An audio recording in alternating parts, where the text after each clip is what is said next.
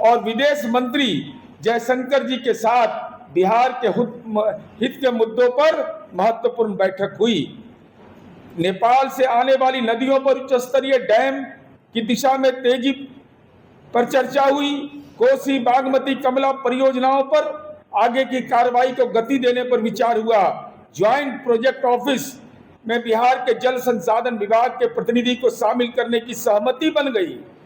1 से 1.5 महीने में डीपीआर बनाने की प्रक्रिया को तेज करने का निर्देश दिया गया और लंबित सिंचाई परियोजनाओं में केंद्रीय सहायता पर शीघ्र कार्रवाई करने का अनुरोध किया। हमारी पार्टी का यह स्पष्ट रुख है कि 1996 की व्यवस्था का यथावत नवीनीकरण बिहार के हित में नहीं होना चाहिए। गंगा बेसिन के राज्यों के 2050 तक की जल जरूरतों का वैज्ञानिक आकलन किया जाए। नई व्यवस्था में बिहार के हितों को स्पष्ट रूप से प्राथमिकता दिया जाए। फरक्का बराज की संरचना एवं गाद प्रबंधन की वैज्ञानिक समीक्षा हो। अंतर्राष्ट्रीय संधि केंद्र का विषय है, लेकिन उसका प्रभाव बिहार पर पड़ता है, इसलिए बिहार को निर्णय प्रक्रिया में शामिल किया जाना चाहिए। लालू जी से हमारा सीधा सवाल है, 1996 में सत्ता और प्रभाव दोनों आपके पास था। क्या चारा घोटाला के चलते आपकी जुबान खामोश हो गई?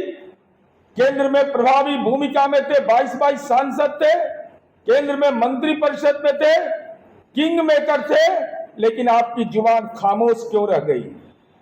हम यह जानना चाहते हैं कि 2004 में केंद्र में प्रभाव था तो आपने बिहार के लिए क्या किया? जब सत्ता से बाहर 2011 में थे तो बिहार में कब फरक्का की आवाज इनके दिमाग में आता है कि इस सवाल को भी उठाया जाए। और आज हम यह अनुरोध करना चाहते हैं, यह बिहार हित का सवाल है, पक्ष और विपक्ष का सवाल नहीं है।